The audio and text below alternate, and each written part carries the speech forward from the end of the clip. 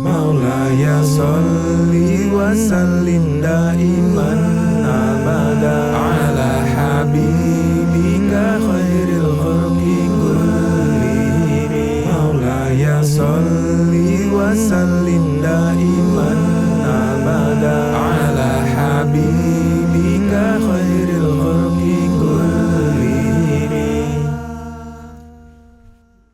Assalamualaikum warahmatullahi wabarakatuh. Bismillah, alhamdulillah, salatu wassalamu ala rasulillah, amma ba'du.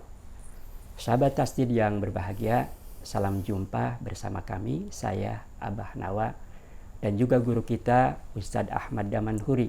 Kita akan berbincang-bincang tentang hal yang sederhana tapi penting untuk diketahui dan diamalkan serta seringkali diabaikan. Sahabat Tasdid, yuk kita sapa dulu guru kita. Assalamualaikum Ustadz. Waalaikumsalam warahmatullahi wabarakatuh. Gimana kabarnya hari ini? Alhamdulillah udah sehat, Bah. Kemarin sempat sedikit sakit.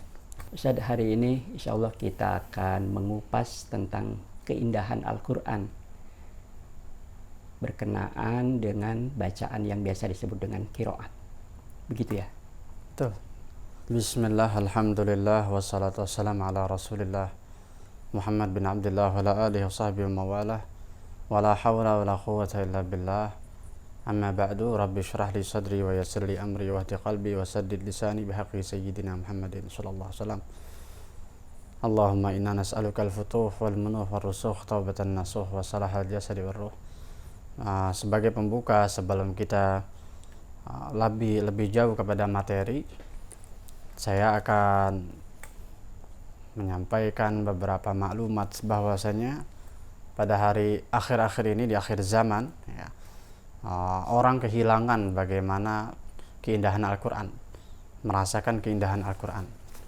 Jadi salah satu keindahan Al-Quran adalah qiraat ya. Ilmu daripada qiraat yang dibilang dengan qiraat sab'ah yang sangat masyhur, itu bentuk keindahan Al-Quran. Karena dengan qiraat sab'ah itu menjadi jalan pembuka untuk para mufassirin menemukan beberapa kalimat-kalimat begitu, menemukan asal-muasal kalimat, kayak semacam ditemukan kata kufuwan ahad, ternyata kufuwan ahad adalah kuf'an ahad. Kemudian kata-kata mustahzi'un gitu kan, itu nanti ada yang membacanya mustahzun. Kemudian nanti bagaimana bedanya dengan wafutihatis sama dengan wafutihatis sama, itu kan nanti terjadi perbedaan cara menafsirkan di situ. Ya. Jadi dikatakan salah satu ulumul qiraah, salah satu ilmu qiraat Quran sebagai pembuka jalan daripada para mufassirin menentukan tafsirannya harus bagaimana. Gitu. Kayak semacam wafutihatis sama, berarti langit itu dibuka satu kali. Tapi kalau wafutihatis sama, langit itu dibuka bergulung-gulung. Ya, itu kan terkesan berbeda sehingga. Begitu juga yukhadi'una Allaha walladzina amanu wa ma yakhda'una. Ya, kalau kita baca seperti itu qiraat Hafs. Nanti ada lagi qiraat Warashi, yukhadi'una Allaha walladzina amanu wa ma yukhadi'una illa anfusahum. Itu nanti tafsirannya menjadi berbeda. Nah, inilah yang orang-orang yang melabelkan dirinya awam ya. Mereka karena melabelkan dirinya sendiri sebagai awam, mereka kehilangan daripada keindahan Al-Quran tersebut. Ilmu yang sangat luar biasa yang mutlak harus dipelajari sebetulnya ya. Walaupun sifatnya ilmu ini fardu kifayah, artinya tidak semua orang berkewajiban, akan tetapi semua orang dituntut untuk menikmati Al-Quran itu. Ini yang sudah kehilangan daripada orang awam. Mereka kehilangan menikmati bacaan-bacaan Al-Quran. Kenapa? Karena sudah diisi dengan kesibukan-kesibukan yang lain berupa musiki, berupa lagu-lagu yang tidak seharusnya mereka dengarkan. Akhirnya mereka ada suatu perkataan dari para hafiz ya, orang-orang yang menghafalkan Al-Quran, itu kata mereka begini, kalau kita mau merasakan keindahan Al-Quran, hendaklah kita jauhi musik ya. Kita tidak mengatakan di sini kita memakai orang yang berpendapat bahwa musik adalah haram, enggak. Musik itu mubah ya. Kemudian musik juga bisa mendatangkan kebaikan, bisa mendatangkan keburukan, bisa merubah orang jadi baik, bisa merubah orang jadi, tergantung musik itu musik apa. Akan tetapi memang musik apabila tidak dibatasi ya, sehingga orang kehilangan keindahan dalam memahami Al-Quran, mendengarkan Al-Quran gitu. Ini yang orang-orang awam ini kehilangan ya. Dimana kita bisa cari sekarang para ibu yang mendidik rumahnya itu dengan Al-Quran, jarang, langka ya. Yang memperdengarkan keindahan kepada anak-anaknya tentang Al-Quran, itu langka. Padahal dikatakan al-ummahat madrasatul ula ya. Para ibu adalah madrasah pertama. Madrasatul ula, para ibu adalah madrasah pertama, madrasah yang paling pertama dan paling utama sebelum kita masuk ke sekolah yang sesungguhnya. Di mana sekarang kita bisa menemukan para ibu menikmati Al-Quran dan mengajarkan kepada anak-anak, itu agak sulit. Padahal Nabi SAW bersabda, kun aliman au muta'aliman au mustami'an au muhibban ya. Kata Nabi, jadilah kamu itu alim ya, berilmu. Kalau kamu tidak berilmu, jadilah kamu itu orang yang belajar. Nah, kemudian kalau kamu tidak jadi orang yang belajar, jadilah kamu mustami', penyimak. Nah, atau minimal kamu muhibban ya, yaitu orang-orang yang cinta. Nah, ini yang kehilangan. Minimal tuh pecinta. Pecinta itu adalah urutan terendah keempat. Kalau wala takun khamisan, janganlah jadi yang kelima. Maksudnya kelima itu apa? Jadi nggak jadi apa-apa. Menikmati tidak, cinta kepada Quran tidak, menyimak juga tidak, apalagi belajar. Nah, ini orang-orang kehilangan. Kemana mereka harus belajar Al-Quran? Ini orang-orang kehilangan. Dan selera masyarakat sekarang udah luar biasa ya. Karena mereka lebih cenderung kepada acara-acara ajang pencarian bakat ya, biar anaknya itu jadi ahli dunia, biar anaknya itu jadi ahli dengan lagu-lagu duniawi, musiki ya. Mereka cenderung pikiran mereka kepada yang gampang dijamah, yang sifatnya sebentar, sedikit, yaitu dunia, yang dikatakan oleh Nabi SAW, ad-dunya ala inna dunya mal'unah mal'unun ma fiha, dunia itu terlaknat, kata Nabi.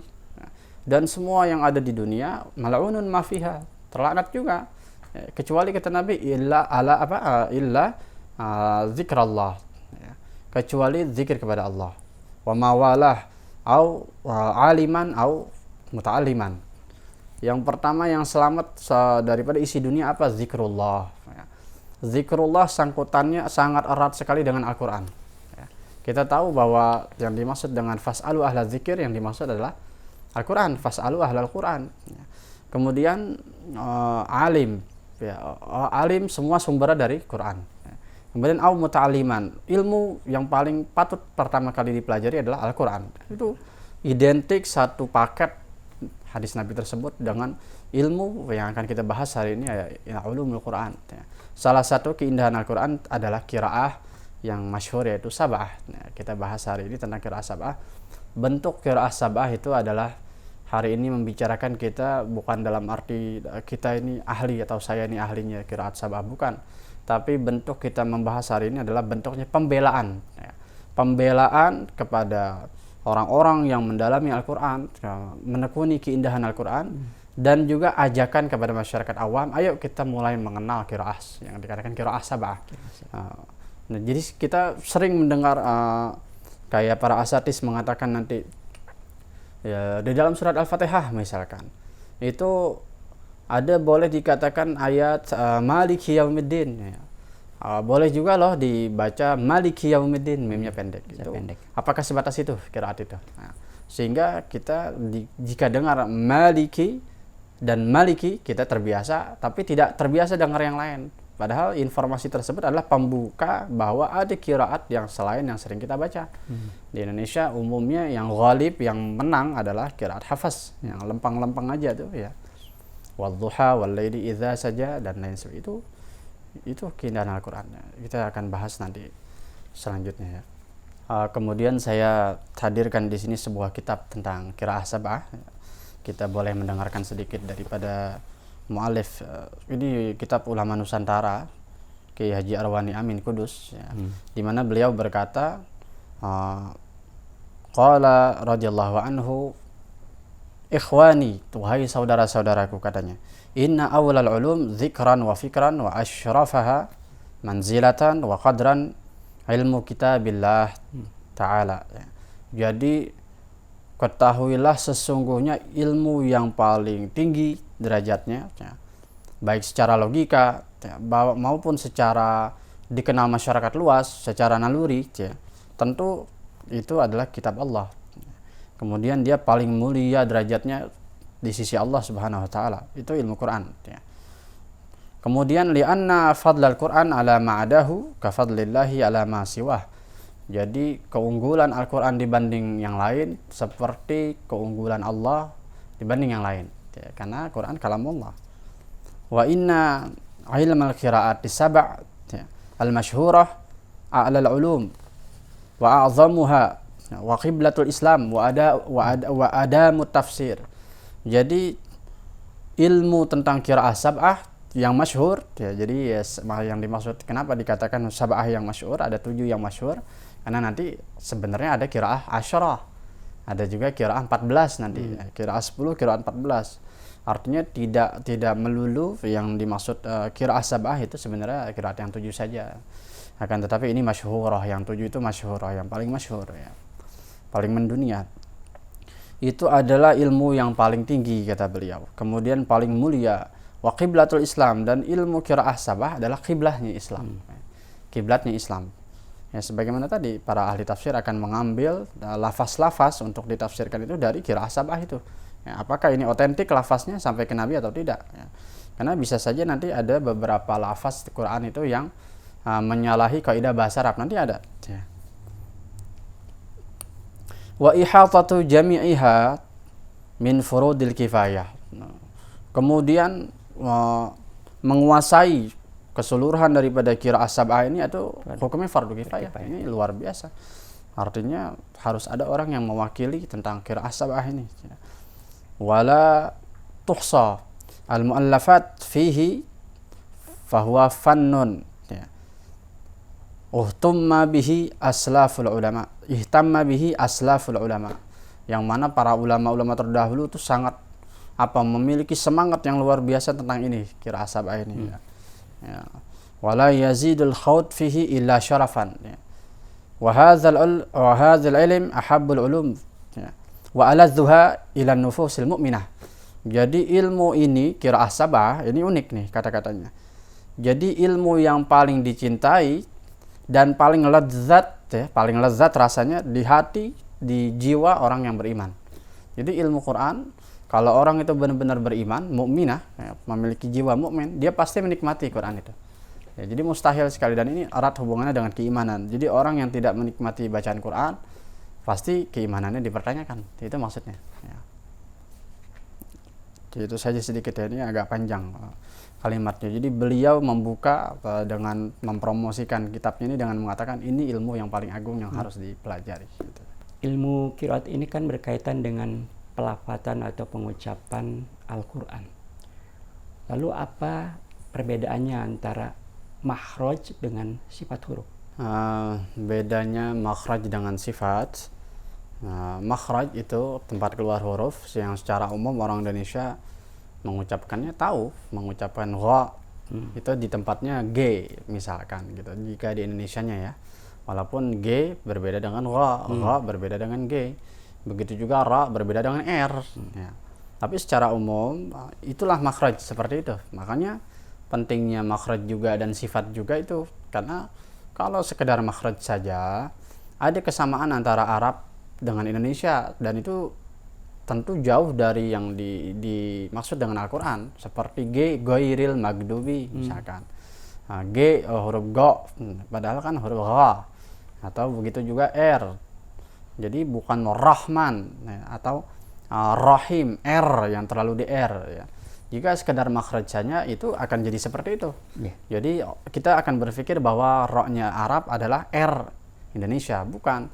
Tapi sifat huruf itulah yang lebih kepada penekanan bagaimana mengucapkan dengan halus ya.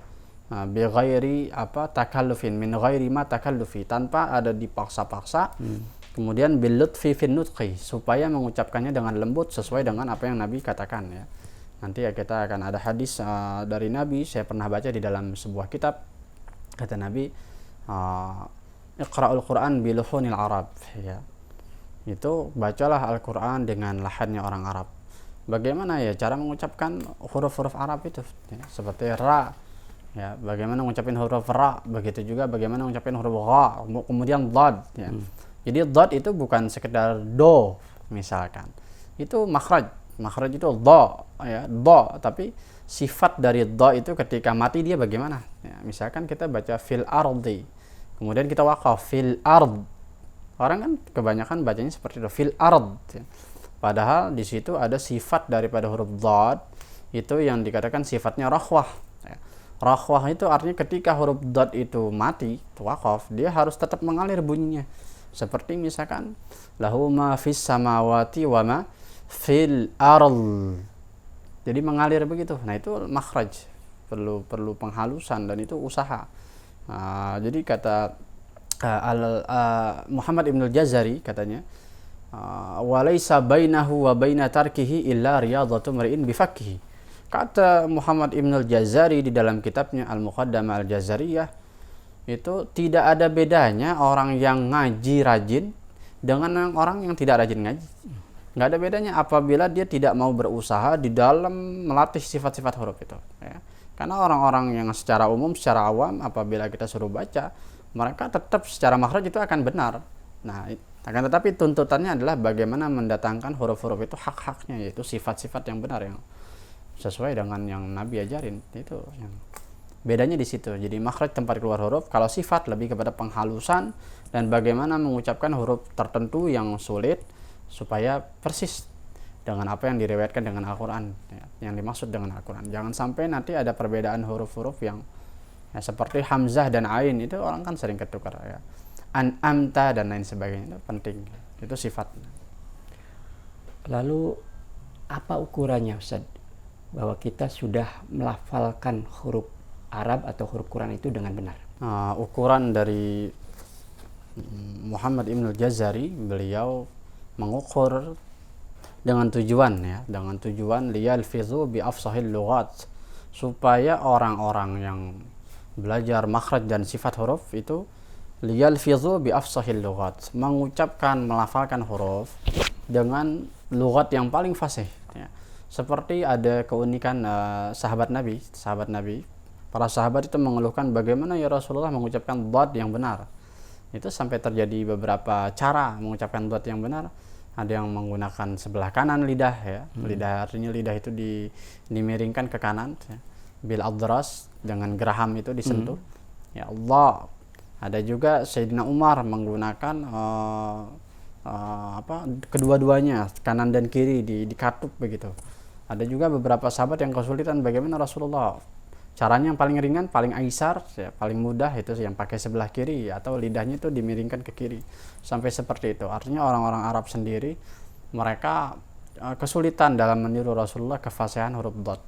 Bagaimana ukuran orang itu sudah benar? Ukurannya dengan tujuan tadi, liyalfizu bi afsahil lughat, supaya mereka itu mengucapkan huruf-huruf dengan huruf yang paling fasih, yang paling baik, sesuai dengan sanad mutasil yang bagaimana Rasulullah mengucapkan huruf dhad, huruf gha, huruf fa, ya, huruf ra, huruf ba dan lain sebagainya.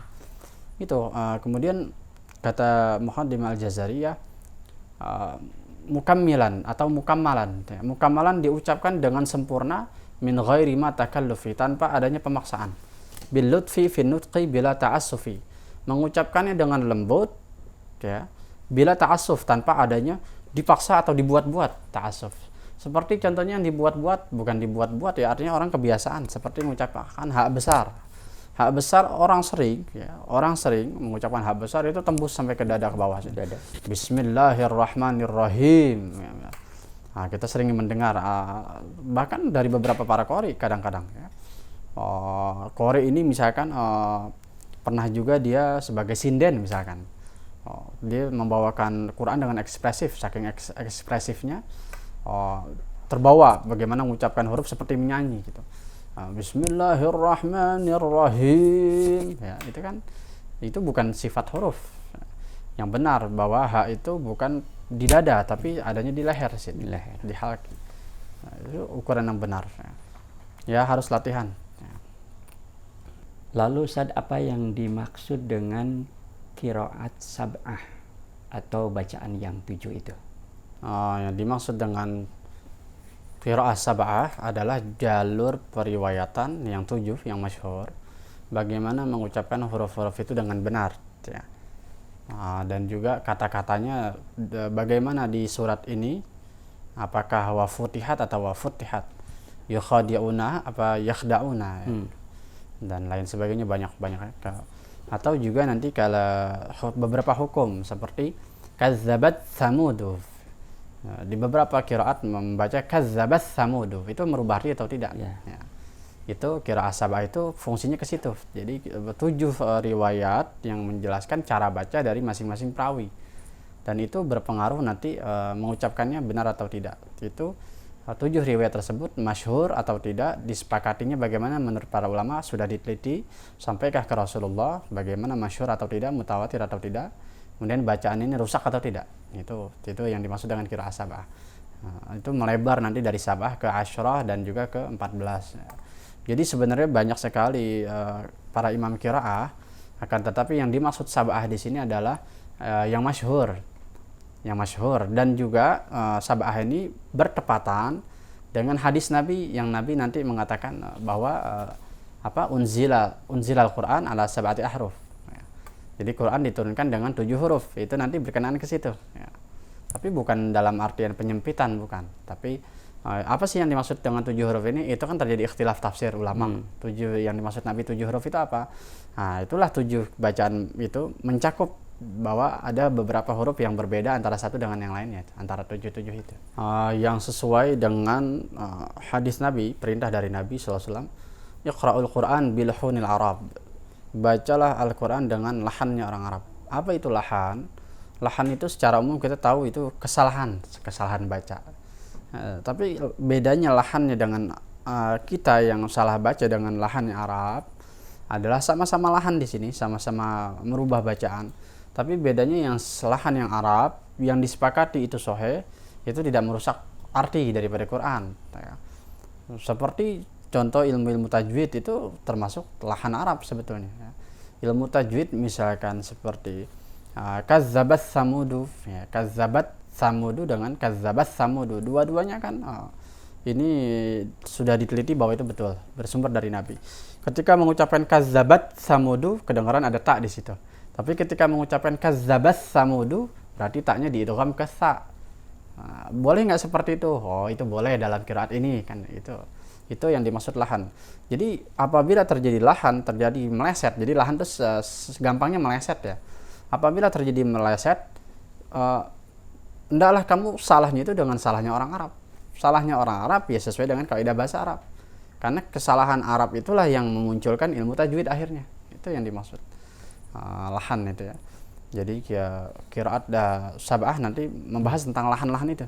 Salah satunya lahan-lahan itu, yaitu hukum-hukum tajwid. Karena di setiap qiraat nanti memunculkan ilmu tajwid yang berbeda-beda antara satu dengan yang lain. Ada istilah-istilah yang nanti akan berbeda-beda. Lahan Arab atau bukan Arab itu kan artinya sama-sama merubah huruf. Lalu apa bedanya?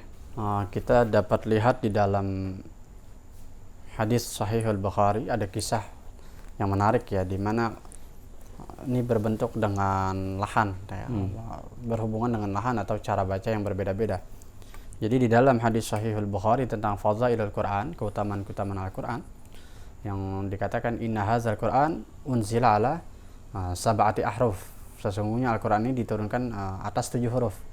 Nah itu jadi suatu waktu di dalam hadis Sahih Al-Bukhari diceritakan bahwa ada sahabat yang bernama Hisham bin Hakim bin Hizam. Hisham bin Hakim bin Hizam. Suatu waktu beliau ini sholat dengan jahar. Di belakangnya ada Umar bin Khattab. Apa yang dibaca yaitu surat Al-Furqan oleh sahabat Hisham. Kemudian Umar bin Khattab mendengar cara baca Hisham ini beda dengan apa yang Umar tahu dari Rasulullah. Ya, kemudian Umar ini marah. Umar itu cepat pemarah ya. Nah, ada di dalam hadis mengatakan orang mukmin itu cepat marah tapi cepat baik. Umar ini salah satu mukmin yang benar ya. Jadi dia cepat marah karena khawatir Quran ini dirusak, atau dia Hisham ini tahu dari mana. Ditahan itu amarahnya itu sampai selesai sholat. Begitu selesai sholat itu Hisham langsung bajunya ditarik, dibawa ke hadapan Nabi SAW. Kamu kenapa baca surat Al-Furqan ini berbeda dengan yang saya tahu dari Nabi? Kemudian datanglah ke Rasulullah ini berdua. Ya Rasulullah, ini si Hisham ini baca surat Al-Furqan beda dengan apa yang kau kasih tahu ke saya. Bagaimana bacanya? Hisham, coba baca. Hisham baca surat Al-Furqan. Kemudian kata Rasulullah, ya begitu. Kemudian coba Umar baca. Umar baca dengan qiraat yang berbeda, dengan cara baca yang berbeda. Ya begitu kata Nabi. Maka Nabi mengatakan sesungguhnya Quran ini turunkan atas 7 huruf. Itu mungkin awal mula perbedaan ini di sini. Salah satu awal mula perbedaan. Jadi dua-duanya diajarkan secara langsung oleh Rasulullah tanpa satu sama lain tahu. Tapi cara bacanya berbeda. Nah ini kemudian memunculkan faktor memunculkan qiraah sabah. Kita tahu di dalam Quran maupun bahasa Arab itu ada huruf hijaiyah yang terdiri dari 27 atau 28 huruf. Lalu yang dimaksud dalam hadis huruf yang 7 itu apa itu? Di dalam hadis tadi ada kata Allah ya. Ala sab'ati ahruf. Kata Allah di sini bisa dimaknai oleh mufassirin, bisa saja bermakna Al-Quran diturunkan untuk bukan diturunkan dalam arti sebabnya ini ya, tapi dalam arti jadi Rasulullah itu kan senantiasa menyodorkan bacaannya kepada Jibril itu setiap tahun, diulang. Kemudian setiap turun wahyu ada yang Rasulullah pahami, ada beberapa lughat daripada suku-suku kabilah seperti kabilah. Kita bisa lihat di dalam kitab Kashful Mushkil salah satunya, Syarah Sahihul Bukhari, Kashful Mushkil Sahihul Bukhari. Itu kitabnya Ibnul Jauzi. Itu ada beberapa lughat yang diayomi begitu, yang kemudian dijadikan rujukan cara baca di Al-Quran tersebut, bahwa Nabi SAW mengatakan kepada Jibril, sesungguhnya umat saya ini tidak mampu mengucapkan kalimat ini, kalimat tertentu, misalkan seperti mustahziun, di suku tertentu ada yang mengatakan mustahzun misalkan. Kemudian ada beberapa suku lagi yang kufuan, ada yang mengatakan kuf'an. Ya, walaupun asalnya kuf'an, kemudian jadi kufuan. Maka Rasulullah menyodorkan kepada Jibril, wahai Jibril, ini beberapa kabilah dari umat saya ini tidak mampu mengucapkan kata kuf'an. Bagaimana kalau kufuan, begitu kan? Kemudian juga kalimat-kalimat yang lain banyak. Itu mewakili beberapa suku. Makanya kata Allah tadi mengatakan seakan-akan Quran ini diturunkan ya, dalam bentuk 7 huruf yang mewakili kabilah-kabilah yang ada di situ, kabilah Quraisy, Hawazin, ya, kabilah siapa lagi, Hijaz dan lain sebagainya. Bisa dikatakanlah ada seseorang yang memahami ya, mampu membaca qiraat yang 7 tersebut. Boleh kan dipraktekkan di musola atau di masjid ketika dia menjadi imam misalnya? Secara tidak langsung kita sudah dibuka sama para guru-guru sejak dahulu ya. Itu seperti tadi saya bilang di awal, ada kata maliki di surat Al-Fatihah, bisa dibaca maliki, bisa dibaca maliki. Kemudian pertanyaannya sekarang, bagaimana kalau di surat An-Nas? Surat An-Nas kan ada kata-kata malikin nas ya. Boleh nggak satu dibaca pendek, satu dibaca malikin nas? Boleh nggak begitu? Itu kan ada riwayatnya. Artinya boleh tidak boleh, mana yang disepakati. Dalam kitab qiraat sab'ah itu disepakati tidak boleh dipanjangkan, tapi pendek tetap malikin nas. Berarti itu perlu pengetahuan begitu. Artinya apabila ada orang yang memang memahami qiraat sab'ah, ini salah satu keresahan para qori sebetulnya.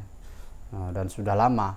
Artinya mengapa orang-orang secara umum hanya mengatakan hal-hal demikian yang sudah mereka terlanjur tahu dari guru mereka, seperti tadi kata-kata maliki dan maliki, itu kan sebuah jalan pembuka untuk ada informasi bahwa ada qiraat yang berbeda dengan yang kita baca biasanya.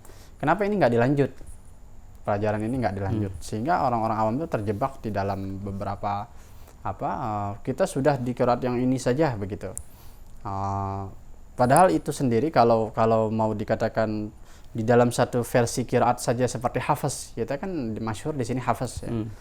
Itu pun sebetulnya ada beberapa orang yang terpeleset membaca tajwid misalkan. Membaca tajwid seperti contohnya dia harus mengucapkan idgham bi ghunnah misalkan. Wa nafsiu wa ma sawwaha. Wa nafsiu wa ma sawwaha. Itu kan idgham bi ghunnah kalau di kita di hafaz. Kemudian ada beberapa imam mushola, imam masjid yang membacanya tanpa ada idgham bi ghunnah. Langsung kepada idgham kamil, artinya idgham dengan sempurna, tanpa di ghunnah, tanpa didengungkan, ditahan. wa nafsin wa ma sawwaha. Nah, harusnya dibaca wa nafsin, ditahan kan? Nah, ada hukum gunnah di situ, idgham bi gunnah. Idgham melebur huruf, wa nafsin yang bunyi nun mati dilebur ke bunyi wawu itu dengan cara dia gunnah, didengung, berarti ditahan di situ. Tapi ada beberapa para imam di musola, di masjid, ya ini karena entah mereka ya kebanyakan karena awam ya.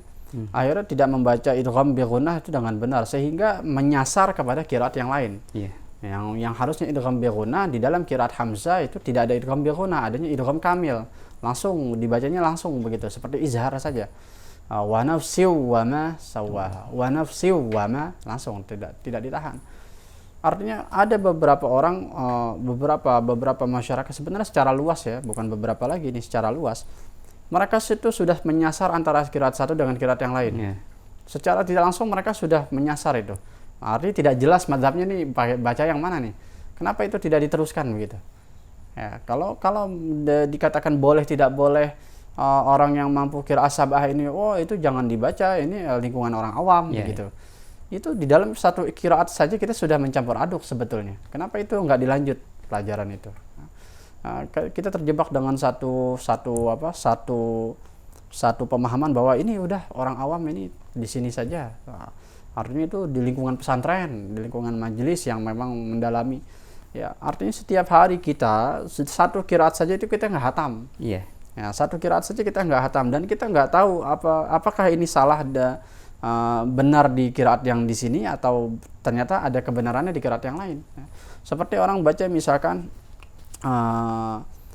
Zayyidi, baca Sayyidi wa arsaltahu wa arzaltahu, sin dirubah jadi zai, itu benar tidak? Banyak orang baca seperti itu ya. Misalkan baca salawat sore misalkan wa arsaltahu rahmatan lil alamin ya.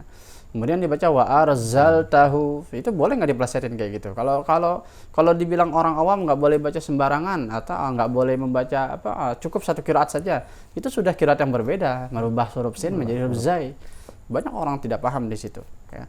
Artinya kalau dia mau berprinsip saklek kepada satu qiraat, udah qiraat ini udah cukup, kita di lingkungan orang awam nggak usah mempelajari yang itu, udah lebih luas, lebih dalam, hanya santri yang boleh seperti itu. Kita benar ini dalam satu qiraat ini. Jangan mengaduk-aduk kepada huruf-huruf yang lain atau yang bisa saja di qiraat yang lain itu dibenarkan, dibolehkan. Kenapa dia tidak kenapa dia hanya tanggung di situ gitu. Berarti secara fakta orang awam pun begitu, dia harus dikasih tahu bahwa ada beberapa qiraat yang tidak biasa kita baca dan itu boleh di qiraat yang lain. Cara baca seperti itu ternyata dibolehkan, seperti siratal mustaqim, ihdinas siratal mustaqim, itu huruf shad. Kemudian pada qiraat Hamzah itu menjadi zai. Namanya ismam, itu ismamuz zai ila shad, ismamuz zai fi shad. Jadi ziratal ladzina an'amta 'alaihim. Ada beberapa orang yang bacanya seperti itu. Nah, kalau ditanya itu boleh nggak baca seperti itu, pasti orang awam itu akan bingung. Buktinya di situ. Berarti dia harusnya terwakili dengan qiraat sab'ah tadi. Bagaimana kalau saya meleset, benar tidak di qiraat yang lain ini, yang 7? Harusnya mereka tahu. Nah, bagaimana supaya mereka tahu? Dipraktekkan di musola-musola itu. Jadi mereka tuh ada beberapa kalimat yang pernah mereka baca ternyata ada di qiraat yang lain. Kalau kita selamanya hanya mengatakan kita ini awam, jangan mempraktekkan di hadapan umum, ini selamanya kan awam terus. Ya, karena penyakit tadi yang tidak menikmati Al-Qur'an itu. Sehingga inilah perbedaan kita dengan para nabi. Kalau para nabi, Allah mengatakan, Nabi mengatakan di dalam hadis ya. Salah satunya kita bisa baca dalam Riyadhus Shalihin. Kata Rasulullah SAW, Allah itu membuat para nabi itu merasa cukup dengan Al-Quran. Yataghanna bil Quran. Mereka kalau mau nyanyi, nyanyilah dengan Al-Quran. Artinya kalau mau mencari hiburan, itulah hiburan Anda itu Al-Quran. Itu kepada para nabi. Ditafsirkan oleh Sufyan, ya, mungkin yang dimaksud adalah Sufyan Ats-Tsauri dalam kitab Kashful Mushkil Sahih Al-Bukhari. Itu yang dimaksud yataghanna, yang dimaksud bernyanyi dengan Al-Quran. Para nabi bernyanyi dengan Al-Quran. Yang dimaksud adalah yastaghni bihi. Para nabi harus merasa cukup dengan Al-Quran itu. Al-Quran itu sudah hiburan yang sangat luar biasa, yang sangat komplit. Ya, yang hiburan juga, obat juga, syifaun linnas, syifaun lima fis sudur, obat yang ada di dalam hati. buat penyakit-penyakit kegundahan yang ada dalam hati. Para nabi Allah didik supaya merasa cukup dengan Al-Quran. Itulah kita dari kecil harus dididik cinta kepada Al-Quran, sehingga nanti kita merembet makin dewasa. Kalau yang sini sudah kita jalani, menikmati bacaan sudah kita jalani, mendengarkan bacaan yang satu kita sudah jalani, kita merembet semakin dewasa, semakin tahu pemahaman kita tentang Al-Quran semakin lebar. Kalau kita tidak memperkenalkan kepada halayak umum, selamanya orang-orang akan awam. Padahal setiap hari mereka menerjak qiraat-qiraat tertentu yang bisa saja itu dibenarkan. Nah, jadi salahnya tanpa ilmu, benarnya juga tanpa ilmu. Lah ini masalah di akhir zaman ya semacam ini. Jadi intinya Ustaz boleh ya mempraktekkan qiraah sab'ah di kalangan awam. Ya, kalau dibilang boleh tidak boleh, kita kembali ke hukum adat kebiasaan memang. Nah, secara asli harusnya dipraktekkan, tapi secara umum memang orang mengatakan ya itu tadi di sini nggak biasa. Sementara kita terbentur dengan hukum usul fikih yang ada istilah uruf gitu. Adanya kebiasaan di satu daerah. Nah, itu repotnya di situ ya. Nah, sebetulnya orang awam kan secara umum sudah sering mendengarkan qiraat-qiraat yang lain sebetulnya. Kita yang jadi pertimbangan di sini adalah terbiasa atau tidak saja gitu. Jadi di kita secara ghalib, secara umum ya, kebetulan mazhab yang kita anut begitu, bacaan qiraahnya ini adalah hafaz. Coba kalau kita di Maroko misalkan, di Maroko yang masyhur qiraatnya Warashi, yang allazina yu'minuna bil ghaibi wa yuqimuna shalah, yang ada kata-kata sholah, habis huruf shad itu ada huruf lam. Lamnya itu karena diucapkan setelah huruf shad yang nama huruf berat, huruf itbaq, maka lamnya juga menjadi menjadi tebal begitu. Itu sholah menjadi sholoh, wa yuqimuna sholah. Kemudian yu'minuna dibaca yu'minuna. Itu kalau misalkan di Maroko contohnya kayak gitu. Nah, orang Maroko mendengar qiraat kita juga nggak biasa. Yang hafaz ini, wah ini qiraat apa nih gitu. Nah, begitu juga kita qiraat hafaz, mendengar qiraat Hamzah aneh. Karena secara ghalib kita mempelajari qiraat hafaz dan setiap hari kita praktek hafaz. Begitu. Jadi kalau dibilang boleh tidak boleh itu masalah kebiasaan di satu daerah. Ya, makanya tadi ada yang mengatakan ini cocoknya di pesantren, ini cocoknya di masjid yang memang ada pendidikan Qur'annya di situ. Cuman untuk memperkenalkan beberapa kali itu memang boleh. Kenapa? Masyarakat awam harus tahu, karena mereka suka mendengar qiraat-qiraat qori-qori terkenal seperti kita di Indonesia sangat terkenal legenda Muammar ZA. Sering dipraktekkan qiraat-qiraat yang lain. Ya, seperti wadduha wal laili idza saja kan begitu. Ya, qiraat Hamzah, begitu juga Warashi yang tadi saya baca Soloh ya. Itu ada beberapa kali mereka pasti tahu. Nah, ini harus terus secara intens dikasih tahu masyarakat itu sehingga mereka terbiasa. Ya, ini yang terbiasa ini yang agak sulit. Jadi harus ada keberanian begitu. Ya, saya beberapa kali praktek di masjid saya ya, walaupun ada beberapa protes dan lain sebagainya, itu biasa.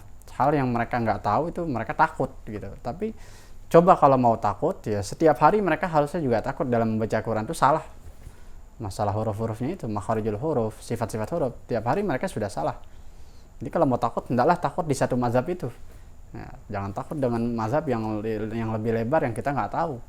Ya, sementara si imam mengetahui ilmunya itu. Nah, ini penting adanya sosialisasi semacam ini. Artinya ketika kita mempraktekkan di kalangan awam ya, yang dikhawatirkan itu kan ada semacam perbincangan di luar gitu yang tidak sampai kepada orang yang membaca, sehingga ini akan menimbulkan fitnah. Karena itu umumnya bacaan qiraat yang berbeda itu dihindari, Ustaz. Kemudian gini, Ustaz, itu kan Al-Quran merupakan sejarah yang panjang. Bagaimana sampai akhirnya dinamakan qiraah sab'ah atau qiraat yang 7 itu? Qiraah sab'ah, nama sab'ah kita muncul begitu yang masyhur setelah adanya buku begitu tentang sab'ah 7 daripada para perawi Quran. Ya, 7 riwayat, 7 rawi yang dimasukkan ke dalam buku yang dinamai sab'ah oleh Ibnu Mujahid. Jadi Ibnu Mujahid mengumpulkan rawi-rawi yang hanya 7 yang dianggap paling thiqah dan paling lama pengabdiannya di dalam keilmuan ini nih, Al-Quran, qiraah sab'ah ya. Sehingga orang menyangka bahwa qiraah itu yaitu qiraah sab'ah itu yaitu ya. Dan itu saja gitu, sehingga menjadi sempit dan ini dianggap mengaburkan begitu. Ada beberapa ulama yang kemudian mengecam bahkan Ibnu Mujahid ini bahwa dia mengaburkan hadis Nabi yang dimaksud sab'ah ahruf, bahwa bukan hanya perawi ini saja yang dimaksud 7 qiraat itu, bahwa banyak perawi yang lain begitu, sehingga dia mendapat respon yang luar biasa begitu. Padahal Ibnu Mujahid tidak bermaksud apa-apa, dia hanya mengatakan ini adalah yang termasyhur dan tersikoh, terkuat, dan pengabdiannya memang lama sebagai muqri dan sebagai qori begitu, sebagai pembaca Quran dan sebagai guru Quran gitu. Jadi 7 itu dimasukkan dalam buku kemudian dinamai as-sab'ah gitu. Sehingga orang berprasangka bahwa qiraah sab'ah itu adalah orang-orang yang 7 itu yang mungkin termasuk di dalamnya Qalun, Qunbul, Hamzah, Warashi, Hafs itu ya. Yang dari perawinya masing-masing, yang dari Nafi, yang dari Asim, yang dari Khalaf, yang dari Khalad gitu. Itu ya. Padahal yang dimaksud qiraah itu kan bisa saja asyrah, bisa saja 14. Jadi lebih luas dari itu. Kemudian jadi ada satu kelas begitu yang paling masyhur yang dimasukkan ke dalam buku sab'ah, yaitu kelas yang disebut mutawatir, bacaan yang paling kuat. Mutawatir itu maksudnya apa? Ya bacaannya diriwayatkan oleh banyak orang, banyak perawi, dan paling masyhur dan mendekati kebenaran begitu, dan tidak merusak tidak berseberangan atau tidak berbeda atau tidak rusak dengan kaidah-kaidah Arab, tidak berbenturan begitu. Ada ternyata bacaan-bacaan yang hanya menjadi pengetahuan saja tapi tidak boleh dipraktekkan karena berbenturan dengan kaidah bahasa Arab begitu. Yang mutawatir dijadikan kelompok nomor 1 paling bagus, paling murni, yang tentunya salah satunya adalah Hafs tadi, yang paling masyhur dan banyak meriwayatkan. Kemudian qiraat Hamzah, kemudian qiraat Warash, yang secara logika pakai hadis Nabi SAW. Kata Rasul SAW, majtama'a ummati ala dhalalah. Ya. Umatku tidak mungkin berkumpul di atas kesesatan. Artinya tidak mungkin yang namanya riwayat yang mutawatir ini yang diriwayatkan banyak orang terjadi kebohongan atau kepalsuan di dalamnya, dan tidak mungkin orang dalam sekian zaman sedemikian banyaknya bersekongkol untuk kebohongan. Artinya bersekongkol untuk kebohongan atau bersekongkol bahwa ini ini palsu begitu, nggak mungkin. Kalau sudah diriwayatkan banyak orang, mutawatir udah pasti ini otentik, kuat, thiqah. Nah Ustadz, untuk mempelajari ilmu qiraah sab'ah ini, ada nggak rekomendasi kitab tertentu yang perlu kita baca? Untuk kitab yang perlu dipelajari, saya rasa saya akan promosikan kitab yang sangat luar biasa karya ulama kita. Nah, Kiai Haji Arwani Amin, nama kitabnya Faidul Barakat fi Sab'il Qiraat ya. Jadi membahas tentang 7 qiraat itu langsung dengan mushafnya. Kemudian mushafnya disebut mushaf Al-Qudus ya, karena beliau dari Kudus. Kemudian kanan kirinya itu ada not, catatan-catatan cara baca sesuai dengan qiraat masing-masing. Ayat ini dibaca oleh qiraat Hamzah begini, qiraat Warash begini, qiraat Hafs begini, qiraat Qunbul begini gitu. Itu kitab yang sangat bagus dan sedang ditahqiq di Universitas Al-Azhar. Saya pernah lihat di dalam acara di YouTube ya, ada 2 sarjana, 2 mahasiswa pasca sarjana itu mengupas atau membahas tentang buku ini yang akan dijadikan buku kelas dunia. Jadi kekurangan buku ini adalah, katanya begitu, kalau nggak salah nama channelnya itu Al-Montada, kita bisa lihat itu dua mahasiswa luar biasa membahas tentang kitab Arwani Kudus, bahwa kitab Kiai Arwani Kudus ini menjadi perbincangan di Al-Azhar dan akan ditahqiq dan akan dijadikan kitab kelas dunia begitu. Jadi membahas tentang apa sih kurangnya kitab ini. Kitab ini hanya membicarakan awal ayat dan tidak secara tegas mengatakan Hamzah bacanya begini dalam kata ini, Warashi bacanya begini dalam kata ini.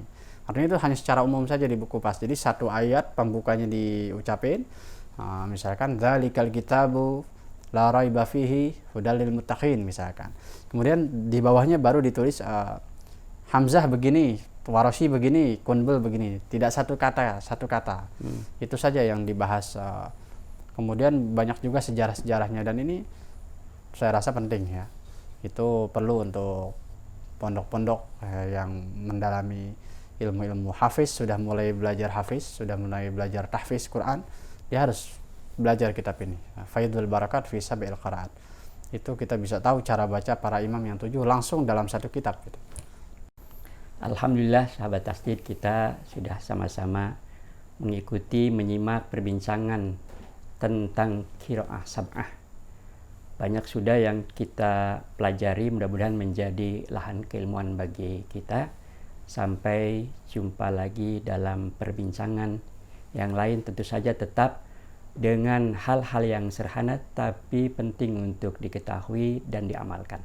Sampai jumpa. Hadanallah wa iyyakum ajmain. Assalamualaikum warahmatullahi wabarakatuh. Waalaikumsalam warahmatullahi wabarakatuh.